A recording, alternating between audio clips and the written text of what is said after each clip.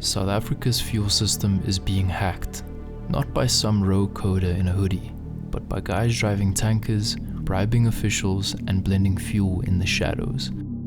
This is fuel laundering, and it's not just happening in Europe or Latin America, it's happening right here, and it's costing South Africans billions.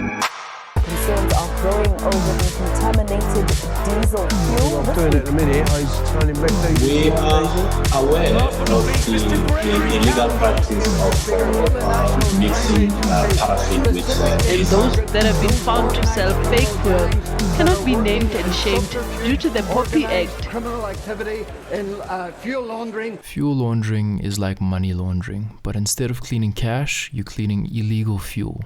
Here's how it works. Government sets a tax on fuel, like the general fuel levy, RAF levy, and customs duties. This makes fuel expensive and margins thin, but some people find ways around this. One method is to purchase red diesel meant for farming or off-road vehicles, which is not taxed. Then through various filtration methods, for example, cat litter, they filter the diesel, removing the red dye and turning it into white diesel. Then boom, they sell it to the public as commercial fuel. That's illegal, but it's also pretty profitable. An even more popular method has been to blend diesel with paraffin, which is widely used for domestic purposes and taxed significantly less than selling the mix as standard fuel. This method is much faster and more affordable than converting red diesel to white diesel. But the bottom line is that they sell this product at prices below the legal market rate, allowing these groups to avoid paying fuel levies and VAT. South Africa shares borders with 6 countries. That means thousands of kilometers of road, rail, pipeline, and opportunities. Over the past decade, countries along the Maputo corridor, South Africa, Swaziland, and Mozambique, have become primary targets of the illicit fuel trade, which is driven by organized criminal networks that smuggle and illegally adulter fuel.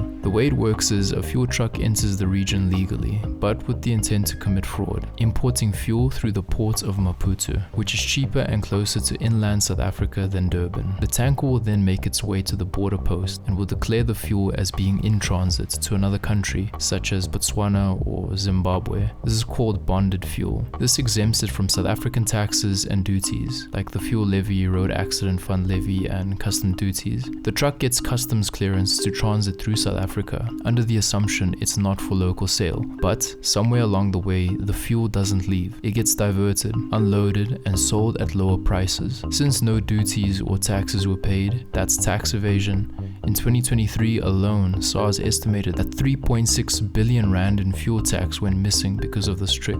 This isn't just petty crime, it's sophisticated. You've got fuel importers, rogue customs agents, small retailers, and even fleet managers in on it. Some truckers swap number plates or use fake documents.